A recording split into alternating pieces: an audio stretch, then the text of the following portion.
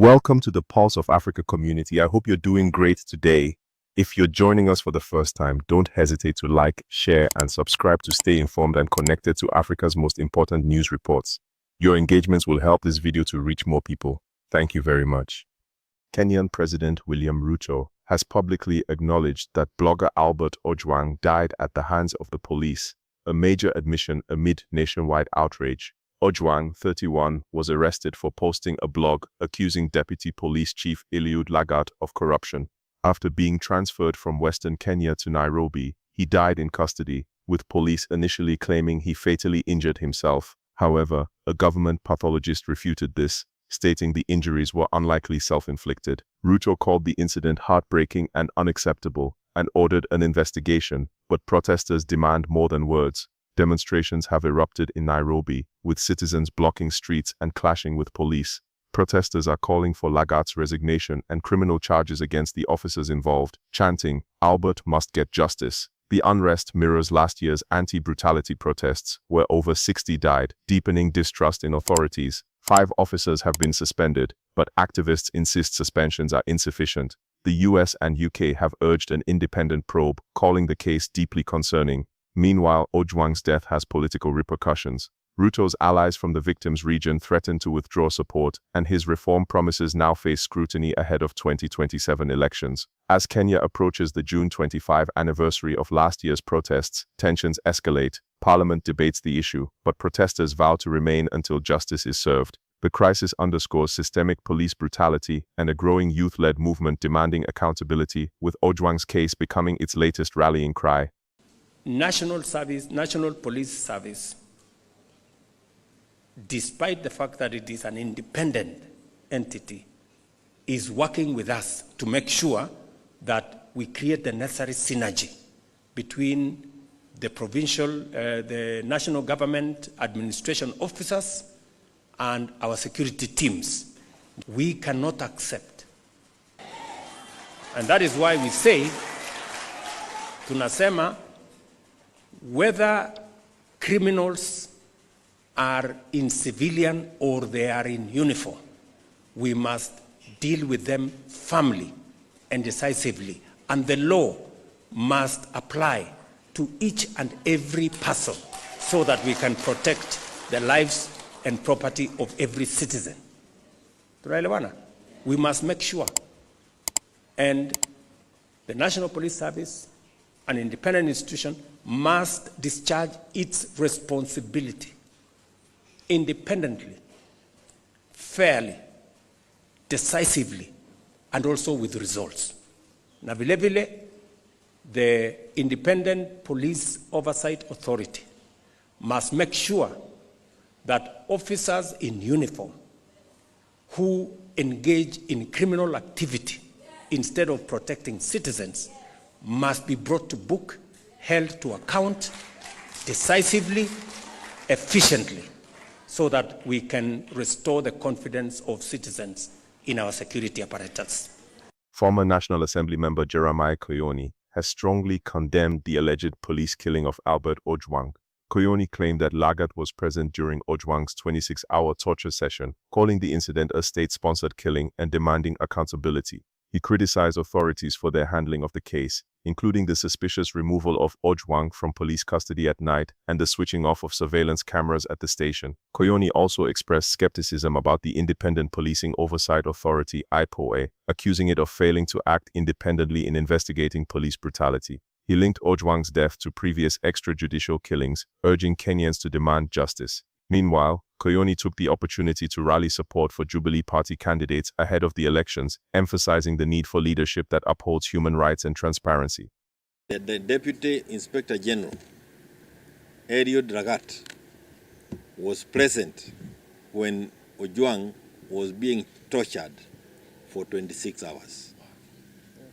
If that is true, we do not understand why the games or the gymnastics ama vile vipindi that we are being treated to by those in power. Kama watu lazima wauawe kwa sababu ya kusema hawapendi wewe, basi sisi wote tungekuwa tumekufa. This level of intolerance by those people in power today must be condemned, and we condemn once again the killing by the police officers of Albert Ojwang. Jambo la kwanza is actually to condemn the death of Albert Ojwang. This young man who died in the hands of the police did not deserve to die. And the only crime we now know that he committed was to say that he was unhappy with the Deputy Inspector General. Anaitwa nani? Eliud Lagat. Kama watu lazima wauawe kwa sababu ya kusema hawapendi wewe, basi sisi wote tungekuwa tumekufa. This level of intolerance by those people in power today must be condemned, and we condemn once again the killing by the police officers of Albert Ojwang. We have now learned, like we have learned of many things, that it is likely that the Deputy Inspector General, Eliud Lagat, was present when Ojwang was being tortured for 26 hours. If that is true, we do not understand why the games or the gymnastics ama vile vipindi that we are being treated to by those in power. Amin, who is also in charge of the intelligence, director of criminal investigations. Huyo na yeye pia ukimwangalia akiongea kuna yale anajua anatufisha. Na Wakenya sio wajinga tena. These are not the days where people will not be able to see through you. Who removed this young man in the middle of the night from a police station? Alipelekwa wapi? Gari yenye ilimtoa inaweza kuwaje police station mzima hawezi wakatupatia nambari ya hiyo gari? Who are the occupants? Who can remove a person from police custody in the middle of the night or in the wee hours of the night? It can only be askari. So this, to me, is actually a state-sponsored killing. And it is not isolated. They killed the Gen Zs last year. They have continued the killing until now they have killed Albert. Na ni sisi tu tunaweza jisaidia. IPOA is meant to be independent of the police national service. But when they are issuing statements, when they are appearing in places, they are appearing in the presence of the police officers. In fact, some of the information is being shared to us by the police themselves. Yet, IPOA is supposed to investigate the police officers who took part in this. So I expect very little from IPOA. In any case, if there is much we expected from IPOA, Isaac Hassan will have been available. Why would he find it necessary to travel out of the country when we are looking at an issue of this nature as a country? The casualness that they are addressing this issue is something that we as Kenyans must condemn. And I again say that it is upon us Kenyans to ensure that Lagat ametoka kwa hiyo ofisi. Hata huyu Amini, the director of criminal investigation, hata yeye mwenyewe anajua. How do they switch off cameras at police station? At the police station, you switch off cameras. Why? Because it's a crime scene. And you do not want to be seen. So I think it is important that as Kenyans, we know that we are still going down the cliff na Kenya tuko na shida. Na hii shida ni sisi wenyewe tutaitatua. Na tutaitatua kwa kukubali kuungana pamoja, tuanze kujitayarisha kuwa na Kenya mpya. And that is why I also want to take this opportunity to thank the Kenyans you are seeing here who came visiting us here at the party headquarters. We have members of now Jubilee Party from Nyamira, from Kisii, from Kiabu, and from Kakamega. And the majority of the people you are seeing here are people who are going to run for different seats on Jubilee ticket. We have those who are aspiring to become governors. They may not be here, but they have their representatives here. We have those who want to become members of parliament, members of the county assembly, women rep, senators, every position, including of course our presidential candidate, ambaye sisi wote tunamjua na hakuna maana ya kusema mimi mwenyewe kwa sababu mnamjua yeye ama mjui yeye. That's our party presidential candidate, Fred Okengo Matiang'i. And the joy is that every other person who has come to visit us at the headquarters has expressed confidence and their willingness to support and campaign for Fred Okengo Matiang'i. And we say this because we now need a person who can help us straighten up issues in this country.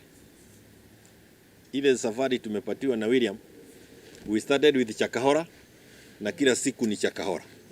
Remember tulifungua ukurasa wa UDA na kaburi Chakahora. Na kila kuchao kaburi, kila kuchao makaburi. Kwa sababu hata Albert sasa baba yake ataenda kusika akisema anamsika kwa nini? How can you crush the head of a young man in that manner? Mtu mulitoa kwa nyumba kwa watoto, kwa wazazi wake, akaacha bibi na mtoto. Are we that evil? How far have we sunk as a country? Very low.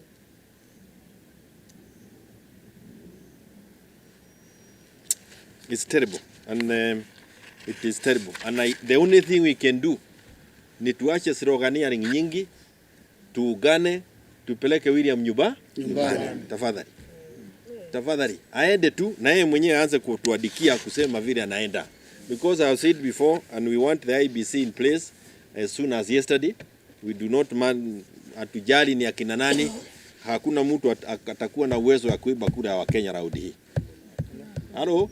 Yes. Hakuna mtu atakuwa na uwezo wa kuiba kura raundi hii.